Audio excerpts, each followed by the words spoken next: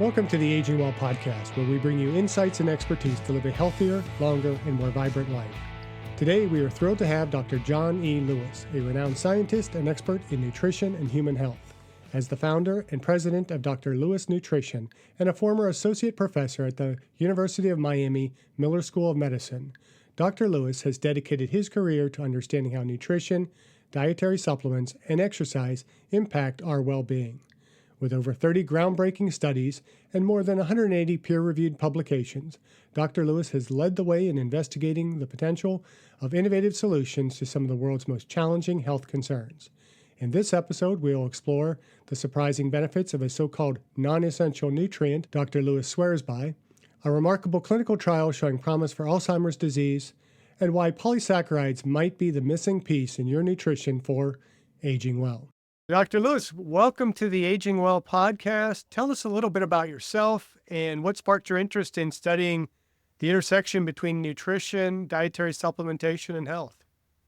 Thank you, Jeff, for having me. It's my pleasure to be here. I've had as the Beatles said, a long and winding road to get to where I am today. I started out very early in life, like a lot of kids, playing sports. And then after high school, I got into drug-free competitive bodybuilding. And that really was a pretty big step for me in terms of going from just playing sports to, basically having fun with my friends to something that was really internally ultra competitive in the sense of you're not really competing against anybody else. You don't know who you're going to step out on the stage against. You're just trying to do the best you can internally to create something. And I didn't really spend too many years at that. I realized pretty quickly into it. I was not willing to take drugs. I didn't want to go down that road. I didn't see the benefit long-term of taking drugs just to get on stage in a bikini. I didn't think ultimately would be my path in life. But what I will credit bodybuilding for doing is creating more of a professional approach to exercise, to nutrition, to everything that you are required to do. If you want to have any level of, forget winning a competition, just even getting out on stage and, looking like you maybe halfway belong there, that takes a lot of commitment. And even for the guys doing drugs, you still can't just stick a needle in your butt and then show up on stage. You still have to work very hard. So regardless if you're a drug user or not, you still have to work very hard at that. But again, it took me down a path of looking at exercise and nutrition completely differently than I had up until that point in my life. And then as I realized competitive bodybuilding wasn't going to be anything more than, just what it was for a few years, I also then began shifting my focus from more of a physical performance perspective to a health perspective. And I really, and at that point, I still didn't even know I was going to end up going into research. I had no clue ultimately, professionally, what I wanted to do. Although it was going to be something related to health and wellness, I just didn't know exactly what that would be yet. But as I continued going through graduate school, I learned more about academic research and how that whole world works. It appealed to me at that point in my life.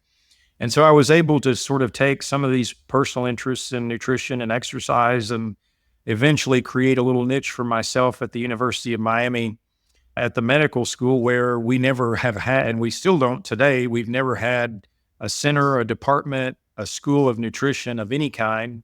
We have a very nice department of exercise physiology, but really I was at the peak of my research career. I was one of literally, I don't think I could count more than on both hands the number of people actively pursuing research in any type of nutrition, whether it was a diet or a dietary supplement or, something dietary related.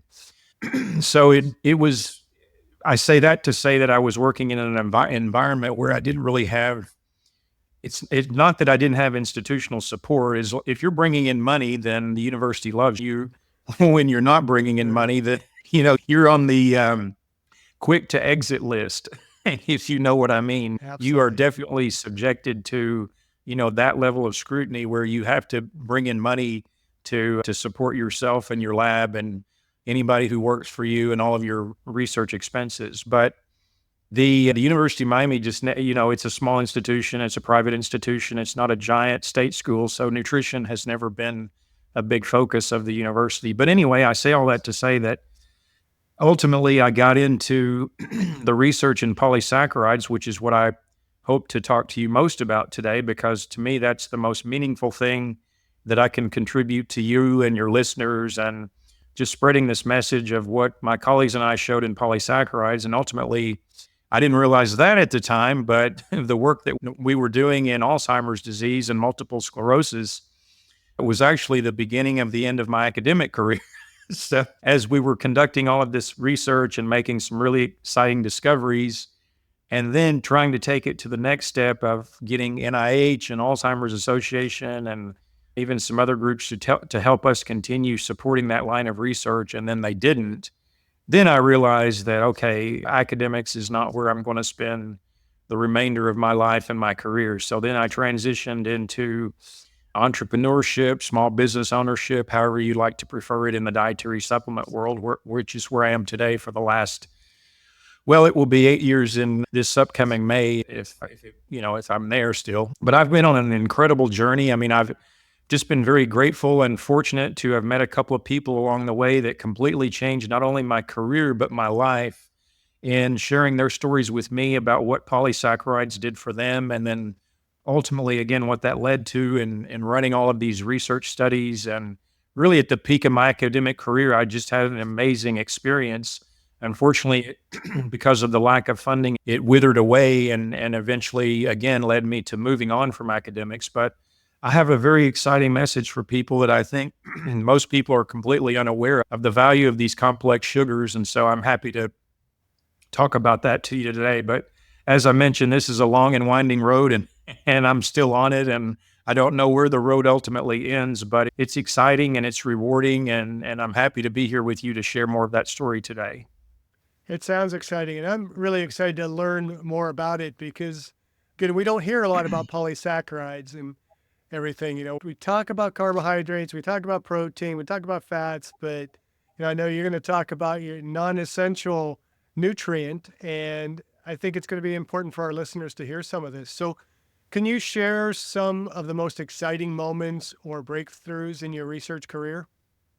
Absolutely. And I appreciate that question because it does completely revolve around the idea of how polysaccharides, particularly the ones from Aloe Vera and rice bran that my colleagues and I have studied, can be so beneficial for human health. And also, I think it's important to define for our listeners, just so there's no confusion, that basically carbohydrate, saccharide, and sugar are all synonymous. And so we as Americans, in fact, I was just looking at this last night, actually. It was a very good moment of discovery. I didn't realize that Robert Atkins wrote his first book in 1972, the Dr. Atkins Diet Revolution. And I don't know if he was the first, but he was certainly, up until his death, he was one of the leading voices, pounding the pavement about eating low to no carbohydrate, eating all this fat, all this protein, and supposedly having all of these health benefits.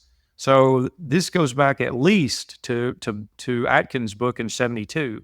We've heard this message from so many so-called experts in health and wellness about sugar is bad for us. But for me, context is everything. Like, as I mentioned, sugar, polysaccharide, or saccharide, carbohydrate, these are all synonyms. So you hear the word sugar, you immediately think bad, but you don't even consider the fact that sugar comes from lots of different places. There are several different types of sugars. And if you're talking about high fructose corn syrup being the most simple form of sugar, that will spike your insulin, spike your glucose, create all sorts of metabolic complications that we want to avoid. I'm with you 100%. But if we're talking about polysaccharides, again, the ones that my colleagues and I have studied from aloe vera and rice bran, these are incredibly complex, dense materials that are not even the same thing as high fructose corn syrup, yet they're still sugars. So it just drives me nuts every time I hear somebody say, all sugar is bad for you. That's a nonsense statement. It's not even factually correct. So I'm here as an author, as a scientist, as somebody who's very, I don't want to say rigid with our language, but just to be in the practice of mindfulness, which a lot of people are into today. Just be mindful of the word. Like, for me, it's one of the most missed words used words in health, wellness, nutrition, whatever you call it. So these polysaccharides from aloe vera and rice bran, I would put up against anything else Mother Nature provides humanity for a health promoting effect. Jeff, we took this formula that is really based on meeting, I didn't mention his name yet, but it's a good time. Dr. Reg McDaniel, my dear friend, colleague, mentor. This man, what an incredible life this man has lived. What an incredible brain this man has. As a trained pathologist over 40 years ago, he was introduced to an aloe vera product by a group of guys who had HIV at that time. So this is going back to like 85, 86, almost 40 years ago. And they were taking this aloe vera product. They had no viral load and their CD4 cells were normal. Total medical heresy. Like that didn't even make sense at the time of what scientists knew about HIV and how it wrecked the immune system and how people were dying from that virus at that time. And so these guys were supposedly HIV positive, but yet they had no sign of the virus and their CD4 cells were normal, all due to taking this aloe vera product. Ultimately, Dr. McDaniel and his colleagues at Texas A&M decided to look into why this thing was so effective. And they made just one incredible discovery after another. So fast forward like 20 years, and he and I meet about 20 years ago. And he's giving me this sort of very rapid education about these polysaccharides from aloe vera. And, like most people, I mean, my first thought, anytime somebody mentioned aloe vera to me was, oh, well, if I have a sunburn or a cut or a wound or something, you take the gel, you put it on your skin, and it helps to heal it. But I bet almost no one knows why is it that aloe vera gel is so effective in healing something on the skin. It's these polysaccharides. And so when you take the polysaccharides from the gel, remember the gel is about 98.5, 99% water. You can't drink, you'd have to drink bucket loads of this stuff to have any kind of therapeutic benefit. You really have to first strip all of that water out, dehydrate it, and then concentrate the polysaccharides down, take them out of the other materials because aloe vera is not just polysaccharide. It has lots of nutrients in it. But then you concentrate it into a dose of a few hundred milligrams, and now you have it's like rocket fuel. I mean, it just tells your cells what to do, how to function as interpreted by the genes. So we took this aloe polysaccharide-based formula. We gave it to people with moderate to severe Alzheimer's disease. We studied them over a 12-month period. We looked at their cognitive functioning at baseline, 3, 6, 9, and 12 months. We drew blood at baseline in 12 months. And Jeff, the findings from this study were just beyond anything we expected. We were optimistic based on some of Dr. McDaniel's anecdotal work with people with Alzheimer's, other forms of dementia, Parkinson's, MS, other forms of neurodegeneration. But what we ultimately showed at 9 and 12 months on the cognitive functioning assessment was statistically and clinically significant improvement in cognitive functioning according to the ADAS-Cog, which is widely considered to be the gold standard for assessing cognitive function, especially in people with dementia. It's been cited in thousands of research articles over the last few decades. So this finding for us was just truly groundbreaking. I mean, there's nothing else. And I want to encourage you and your listeners, PubMed, which is, again, the gold standard for the clearinghouse for all research information, all scientific information in the whole world. Any journal that's worth its weight in salt will be indexed by PubMed. It's the National Institute of the Library of Medicine. Go to pubmed.gov and do your own research. And I encourage you to look for any kind of diet, any other dietary supplement, exercise training, hyperbaric oxygen, red light therapy. I know that's getting a lot of publicity here recently. Sound therapy, music therapy, acupuncture, any kind of homeopathy, you name it. Try to find any other type of intervention or treatment. And oh, by the way, I didn't mention the 5 FDA-approved drugs for dementia because I don't think they do anything for people. But there is literally no other intervention or treatment showing this kind of an effect in people with moderate to severe Alzheimer's disease, which is now the 6th leading killer of Americans. And it has, forget having any kind of efficacious treatment for this disease, the scientific community cannot even come up with any consensus on even what causes it. So, Jeff, that finding, I mean, I always get chills every time I tell this story because for me, that was just such a rewarding discovery. And in fact, as we were running the study long before we even started the data analysis, I was getting caregivers calling me to my office. I was even getting staff members who were helping run the study. I mean, all sorts of anecdotal responses of, oh, wow, like my wife or my husband or my grandmother is now doing and saying things that he or she hasn't done in some cases for years. And I mean, I had people calling me in tears of joy because they were actually having their loved one sort of come back to life or come back to the person that he or she used to be. And for those of your listeners out there who have had somebody with this tragic, horrible disease, you know exactly what I'm talking about, because as the disease starts progressing, your cognitive ability starts declining, and it's just tragic. It's just an absolutely devastating disease. In fact, I would put dying from Alzheimer's up there probably at the number one in my list, based on my own experiences of what I've seen with people with this horrible disease, and how people check out with this disease. But in addition to the cognitive function finding, we also showed statistically significant improvement in overall immune function according to the CD4 to CD8 ratio. So our CD4 cells are our helper cells. Our CD8 cells are our cytotoxic cells. That ratio is important for all of us, not just for people with Alzheimer's, but as we age, we want that ratio to be as optimal as possible. We showed reductions in two proteins called TNF-alpha and VEGF, vascular endothelial growth factor.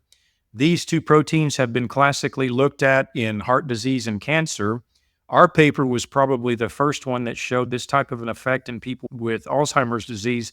But these two markers are very important for measuring inflammation.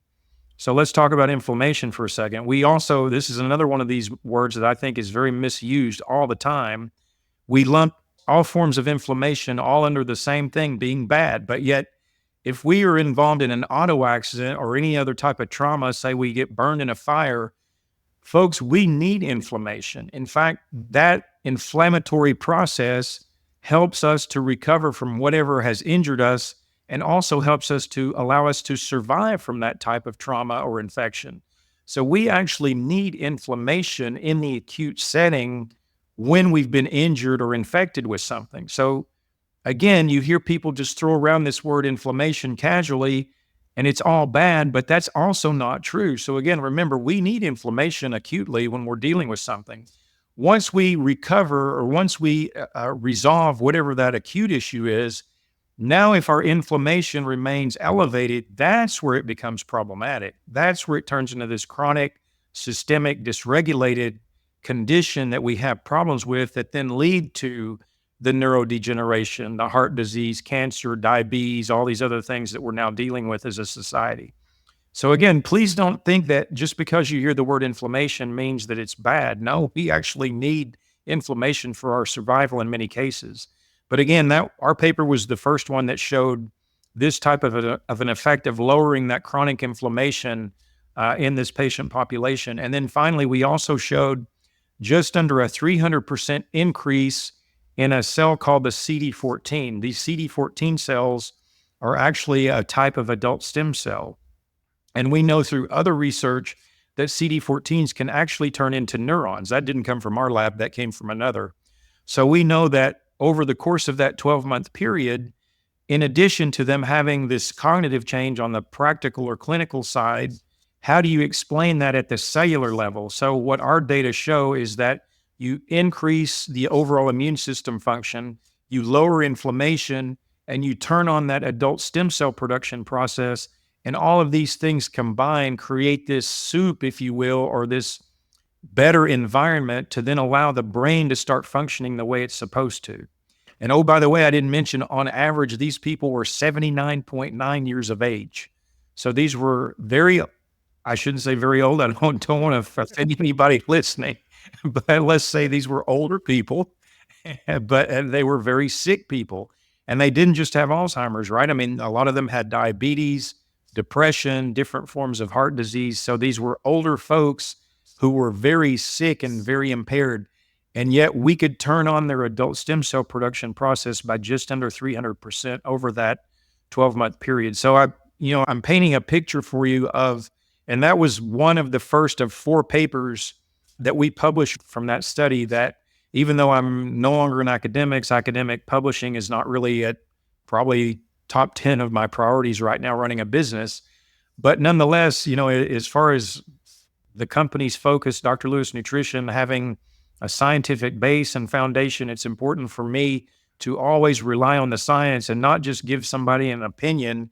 If I'm giving you an opinion, it's based on the research and the science that we've conducted about our own research. That's my opinion, if you will, but it's based on the work that we've conducted and then published in the peer-reviewed scientific literature. So we have those 4 articles from the Alzheimer's paper. We have the 3 that we've published from the multiple sclerosis paper. But by far and away, that finding on cognitive function in people with Alzheimer's disease is not only the most exciting, but it's really unparalleled. There's really nothing else out there like it. And I don't mean to sound like an arrogant, egomaniac narcissist saying it that way, but it's true. I am not bragging, because I can back up what I'm saying. And so, again, excuse me, I would encourage anybody who's interested in this to look further into it, because it's very exciting. And so circling that all the way back around to the idea of, excuse me, sugar, that is, anybody who says all sugar is bad,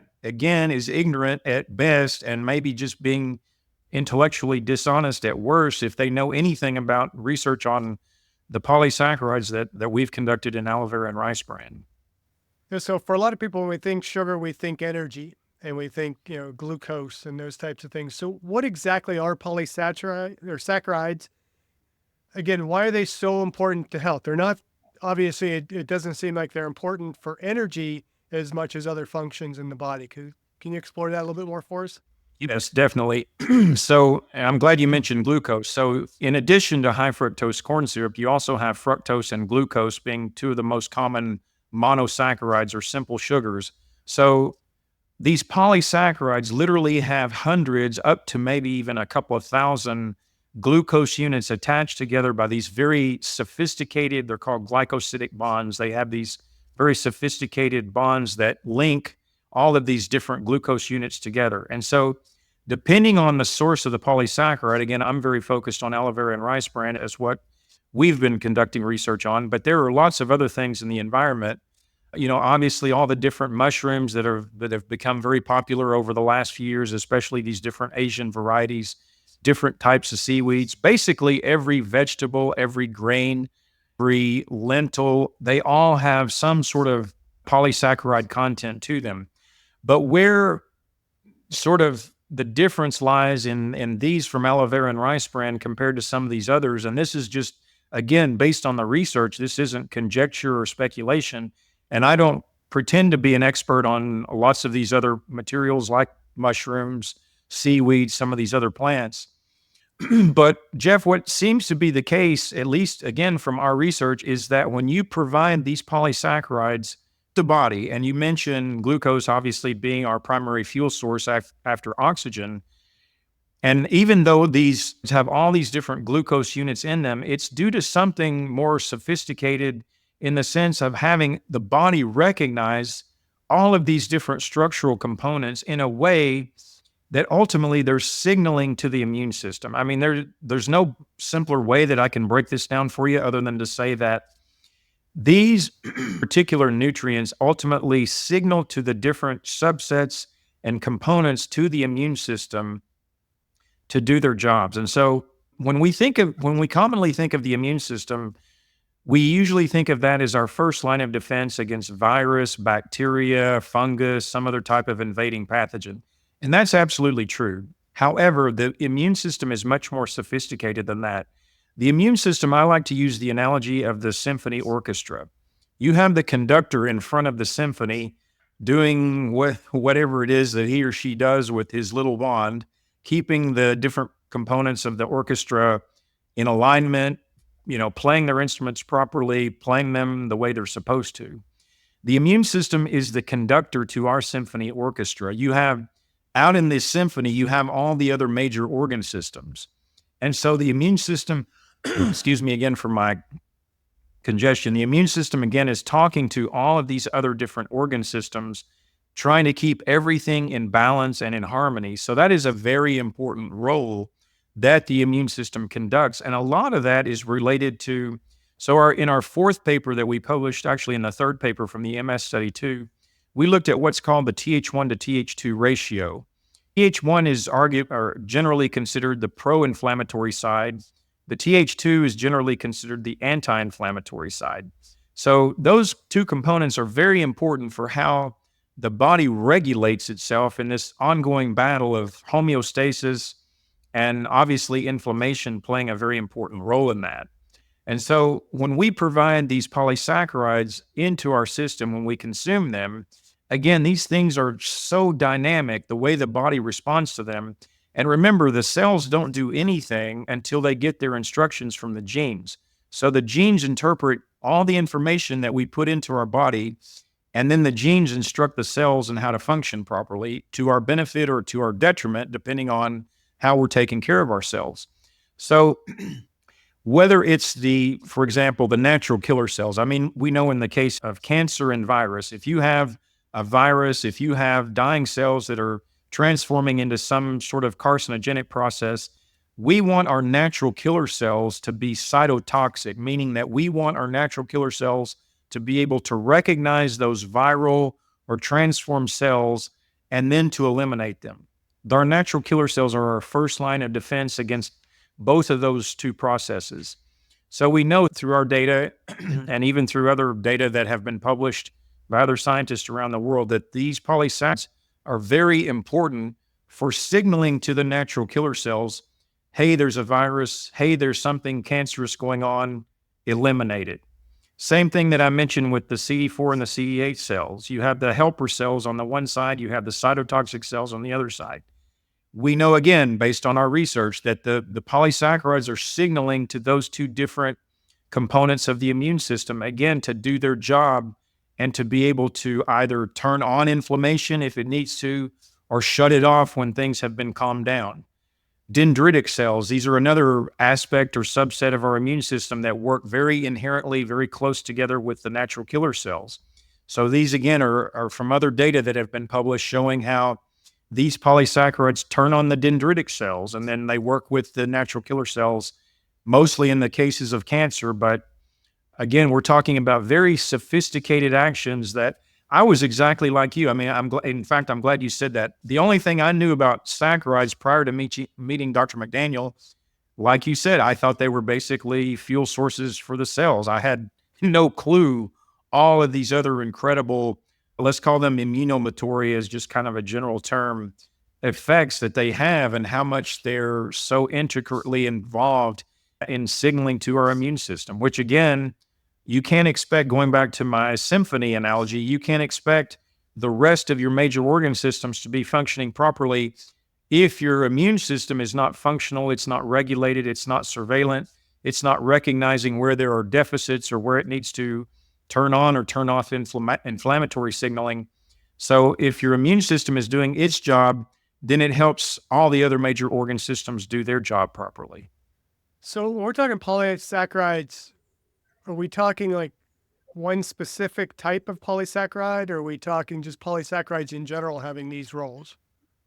Again, I don't like to sort of go out of my lane of, what's going on with, say, mushrooms or seaweed or other types of plants. What I've really focused on in my career is the ones from Aloe Vera and rice bran, and they are very unique. So you're not going to get from, say, lion's mane mushroom or ginkgo biloba or some other plant, you're not going to get the acetylated polymannose from aloe vera or this beta glucan oligosaccharide hexane ose. It's a very long word of this hydrolyzed rice bran. So to really get the benefit of the types of immune effects that I'm referring to, you have to get them from these two plants. I'm not saying these other plants don't do similar or the exact same thing. I'm just saying that, based on our research and what we've published and documented, I'm not aware of other plants having similar effects now, or other saccharides from different plants having similar effects. They might.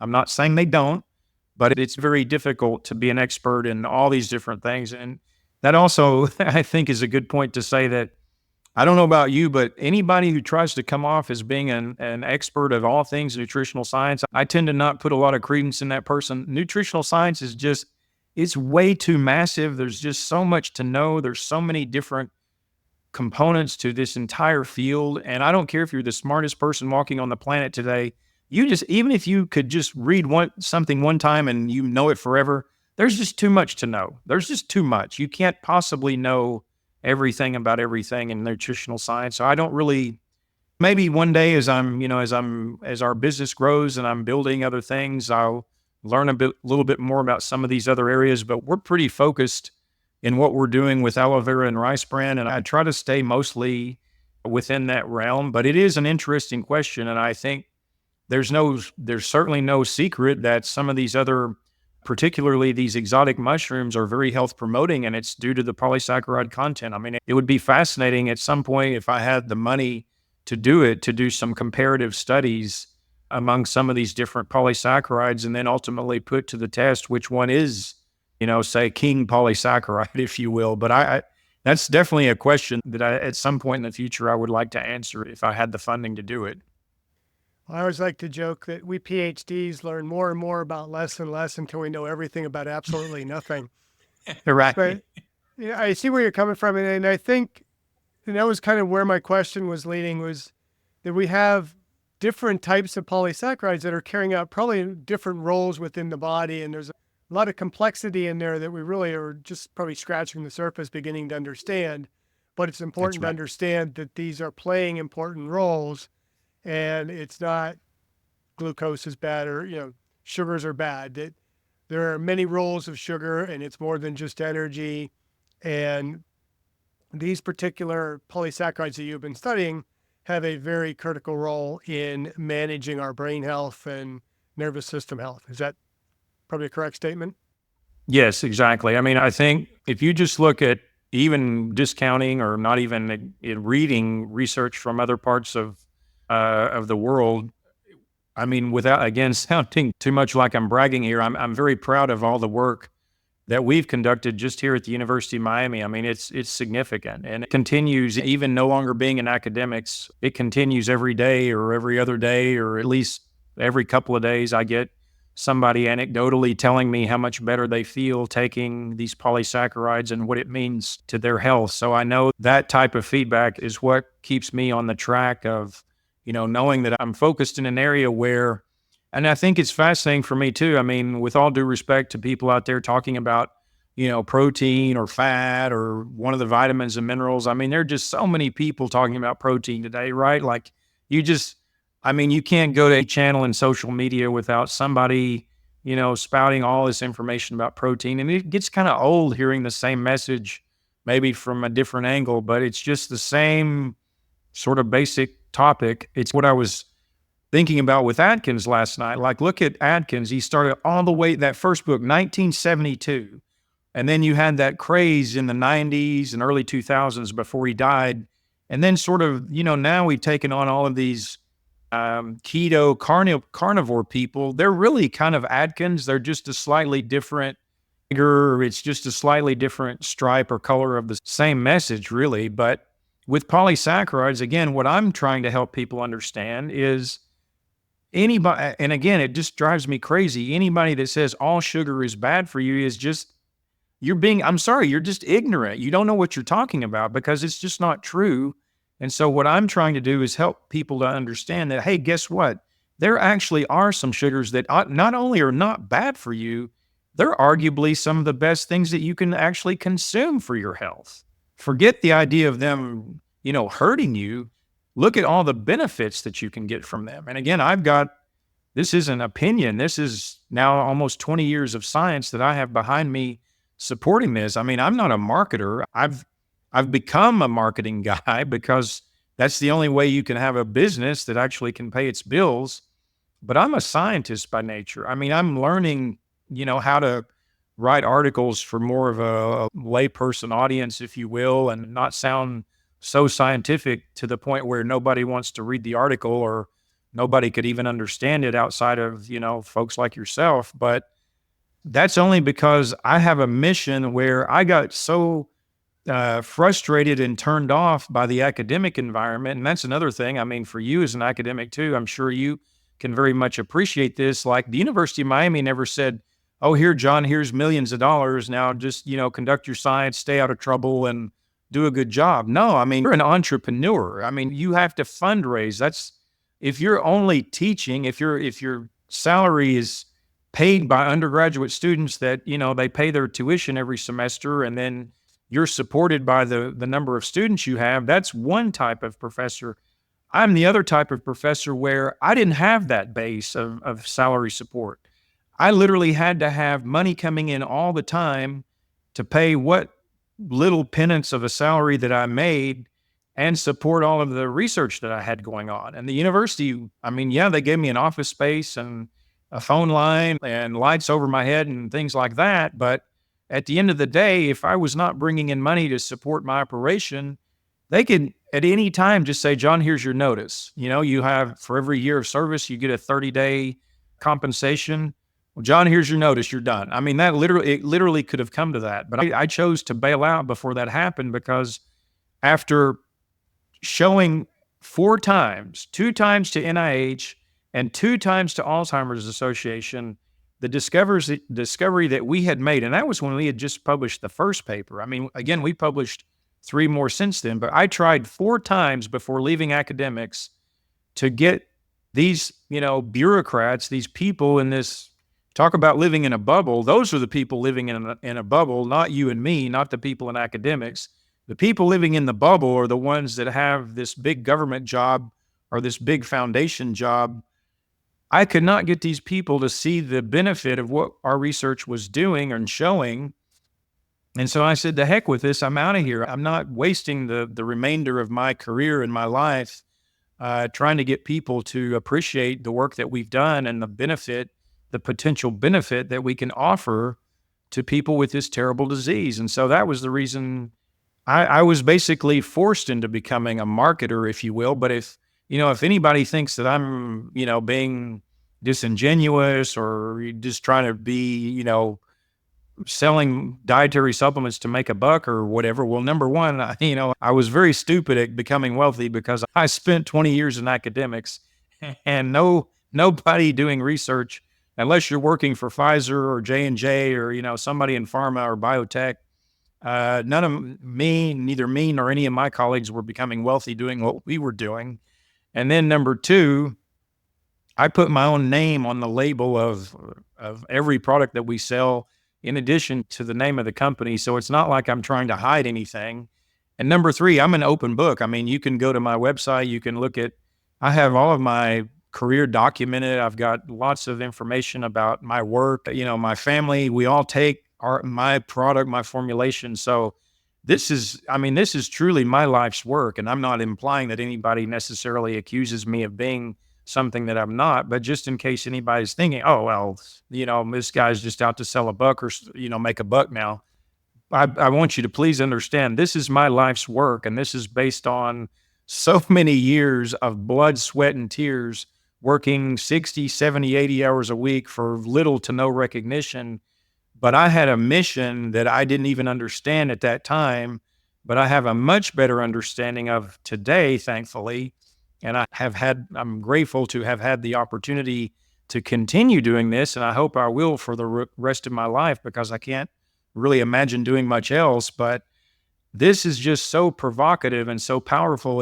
And as I continue connecting with people like yourself and your listeners, and hopefully continue spreading this message, even if I just touch, besides yourself, even if I just touch one more life in this conversation I'm having with today with you, that for me is worth it, because I know eventually, as I continue planting all these seeds around, the word will continue spreading, and eventually enough critical mass will be achieved to where people appreciate and respect and value the benefit of these nutrients. And what I feel like aloe vera and rice are 2 plants that Mother Nature has provided to us that just have such incredible benefit that most people don't even have a clue about. So my mission is to continue spreading that mission as long as I'm breathing and cognitively able to do so. And that's really who I am today. So you mentioned that it takes a lot to kind of extract out of the aloe vera enough of the polysaccharide to be effective. So how do the benefits of dietary polysaccharides compare with those that are derived from supplements such as your own?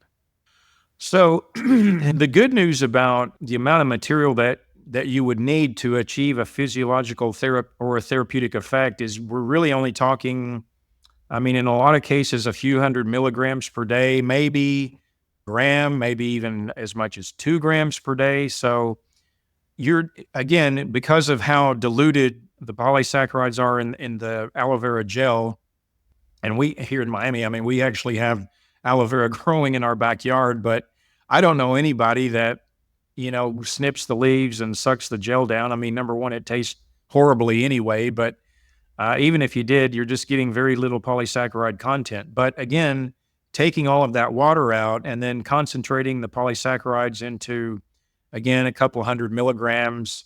I mean, compare that to whatever the average American is eating today. I don't know. I think the last time I looked, it was maybe 300 calories per day. I'm not sure if that's entirely accurate, but whatever that amount of macronutrition is, that's obviously a few hundred milligrams of these carbohydrates or these saccharides pales in comparison to your typical daily macronutrient content.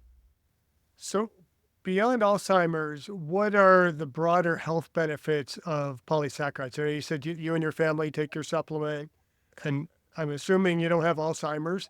I'm pretty sure that's a clear assumption. Right.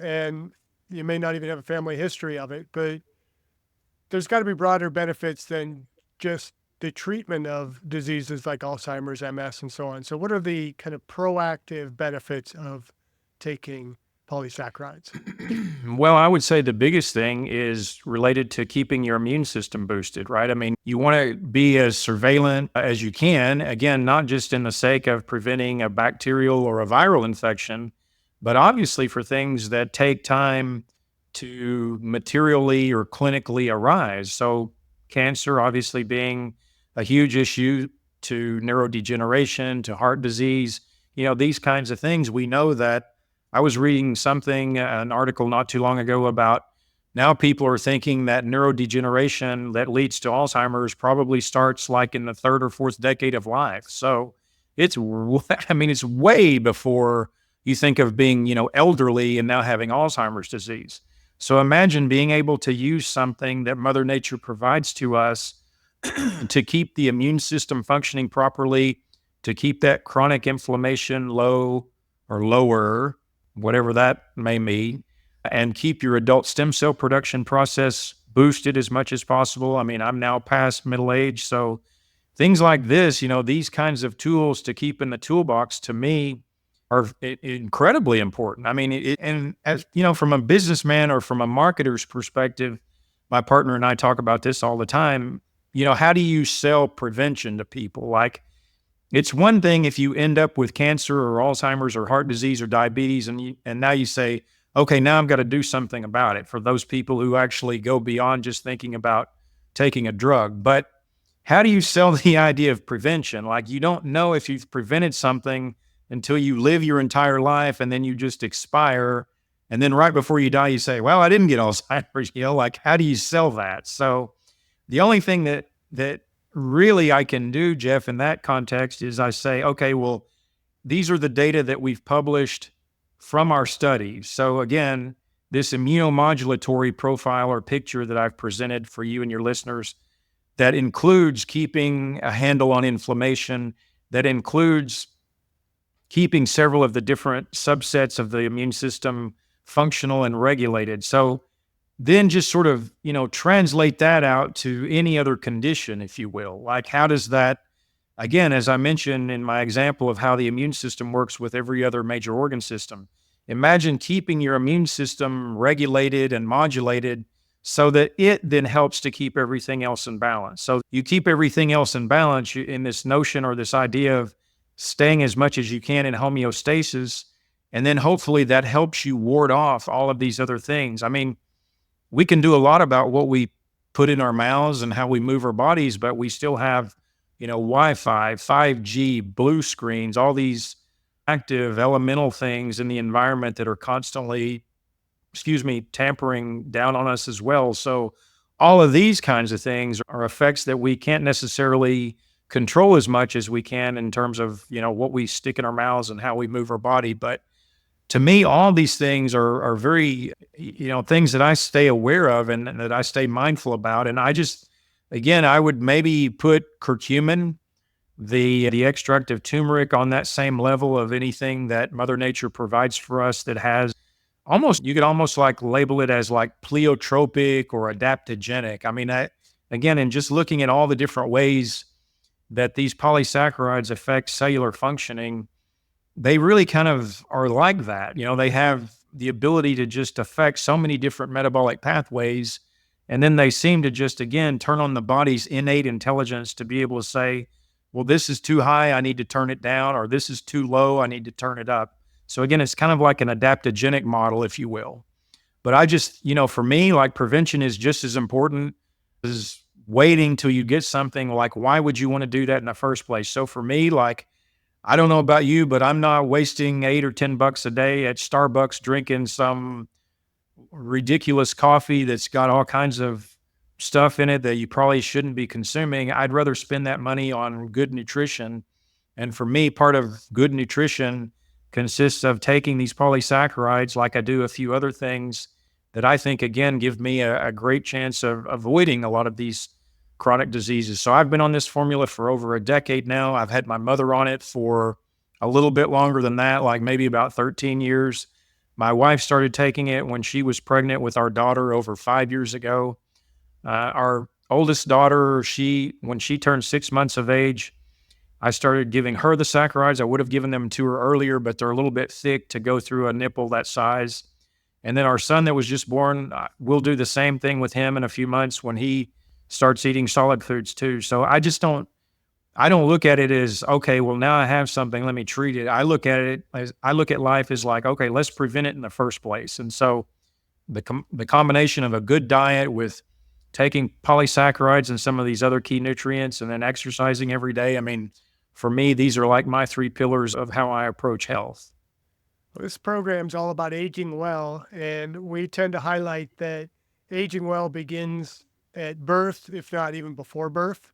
That's why I was kind of thinking, as you were talking about your wife taking it as she was pregnant, it's like, how much benefit did your child get from that pregnancy, Right. in terms of boosting the immune system? And we talk a lot too about things like inflammaging and how aging is so closely tied to inflammation. And if we can prevent that inflammation, we're having very positive effects in terms of limiting what most of us think of as aging, which is either, the immune system beginning to break down or the results of years and years of inactivity. And so Right.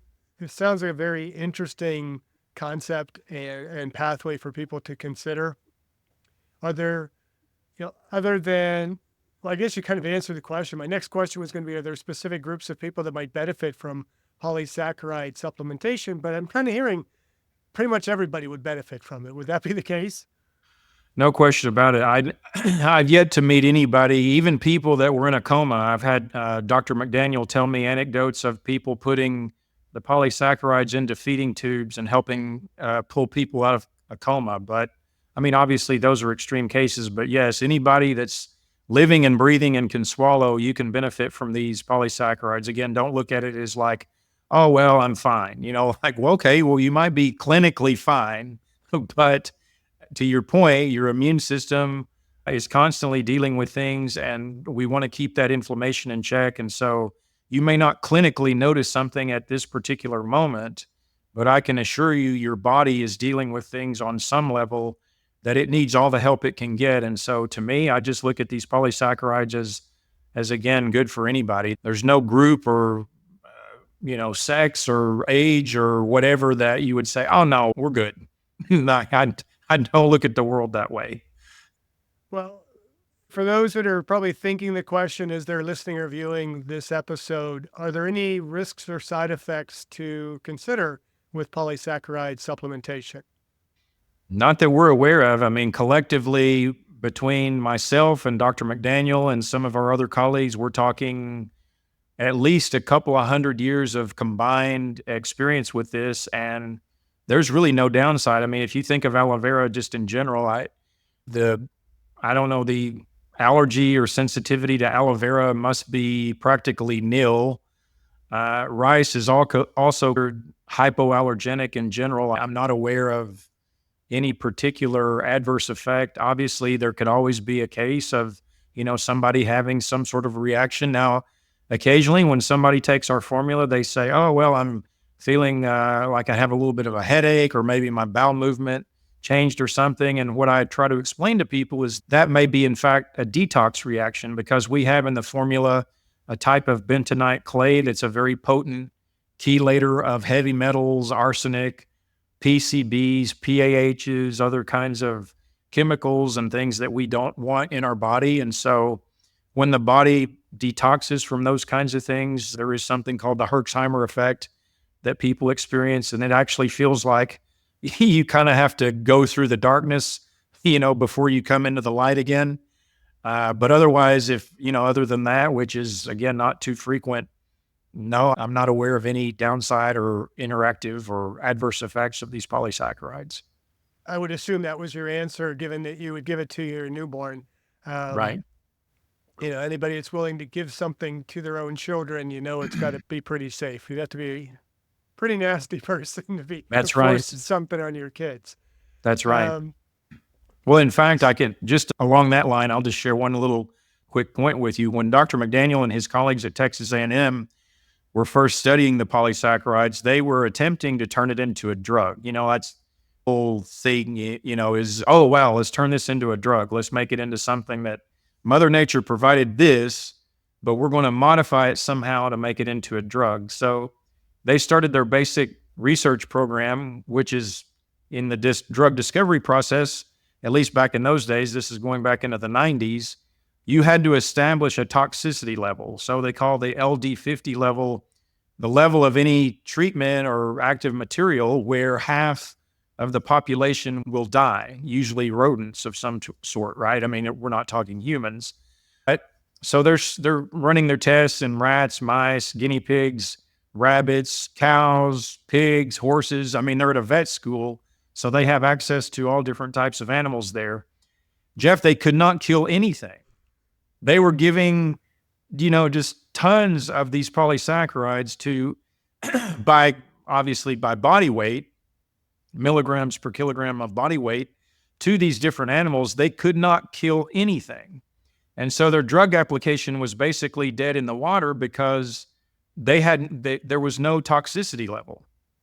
So that's just one more little anecdote of how there's no, there's just no downside to this stuff. I mean, and a lot of times we hear stories like this and we say, oh, this is too good to be true, or, this is hyperbole or whatever. But it really is. I mean, this is a long road of not just my own life, but Dr. McDaniel and other colleagues of ours who have spent literally, I mean, we're talking again, a couple of 100 years of collective experience, all of us combined, and looking into how amazing these polysaccharides are. And so anybody who's still skeptical, I mean, that's fine to have a healthy skeptical attitude, but I think sometimes you can have analysis that leads to paralysis, and then you end up doing nothing, where you kind of talked yourself out of something that potentially could have been very beneficial.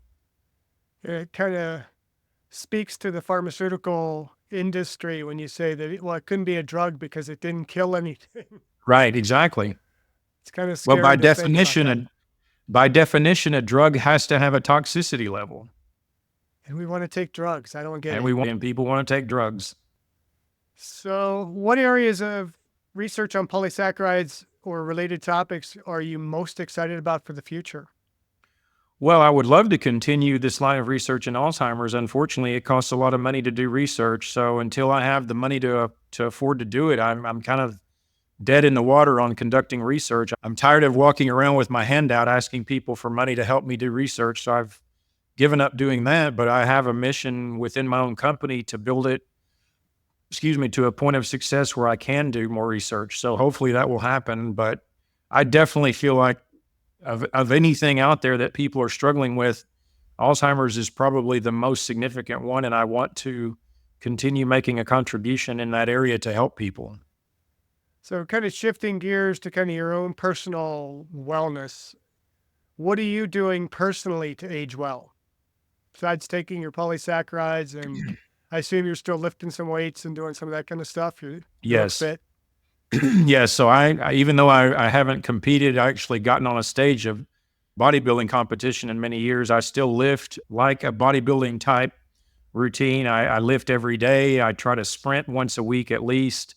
I've eaten a plant-based diet for the last 27 years, and I take the polysaccharides and a few other nutrients that I think are difficult to get as much as we need from food. So those are my three pillars, if you can call them three. I mean, they kind of, the nutrition, the food, and the supplementation, in my view, kind of blend together. So they may be more than, or they may be more like two pillars rather than three. But also, I mean, I've never smoked. I never has been part of my life's equation. I don't drink alcohol. I used to socially drink here and there. I mean, a couple of drinks a year, but I finally got to the point where you know what? I don't even really, why am I even doing a couple of drinks a year? I literally haven't had alcohol in 12, 13 years now.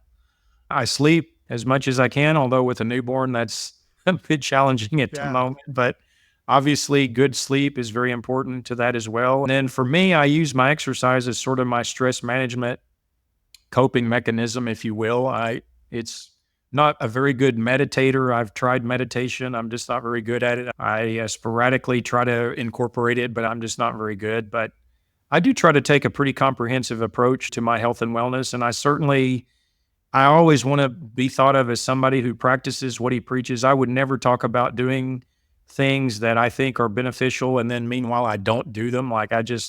For me, hypocrisy is very much a thing, and I never want to be accused of being a hypocrite. So if I walked out on a stage to give a lecture and I weighed 400 pounds and I looked like I was getting ready to die from a stroke, nobody who would take me seriously. Like, you'd say, oh, this guy may sound intelligent, but clearly he doesn't practice what he preaches. So I'm very big into face validity and, actually doing what I advise other people to do.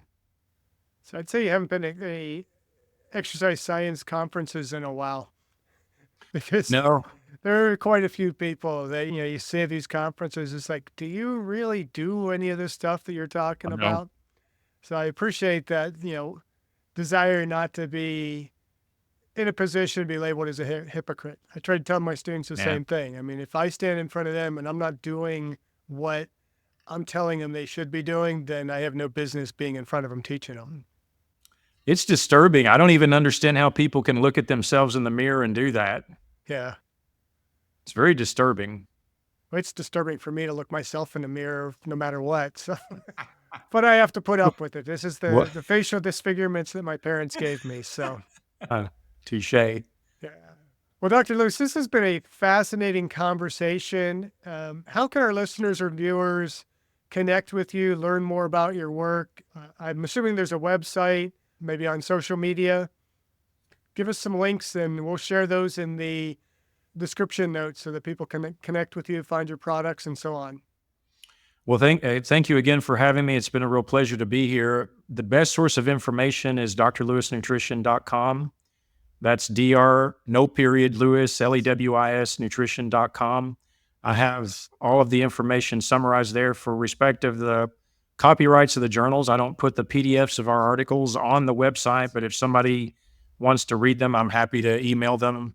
I don't know if that may be violating copyrights as well, but I think that kind of information should be available to people. I don't think that should be excluded to somebody who really needs it and wants it for his or her loved one.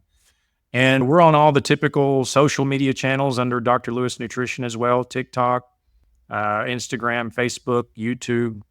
So you can find us there, although those are, short snippets of information, not the very comprehensive stuff. And then, of course, Daily Brain Care is our flagship product that evolved out of all this research from the Alzheimer's and multiple sclerosis studies. As I mentioned, I'm very proud of this product. It's my inanimate baby. And it's the work that I'm so proud of that my colleagues and I conducted. And so I'm happy to answer any questions. You can go on the website, send us an email, give us a call. I'm happy to help people if they need it individually, but there is just a ton of information on our website that people can probably get most of the answers they're looking for if they take a little time to read it. All right. Well, this again has been a fascinating conversation. These interviews on this podcast are kind of the antidote for me for what I said, with the PhD, where you learn less and less, or more and more about less and less.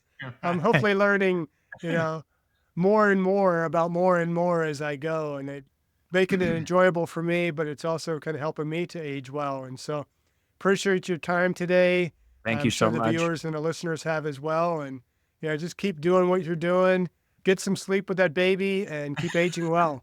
Yes. Thank you so much. I really appreciate it. Thank you for listening. I hope you benefited from today's podcast. And until next time, keep aging well.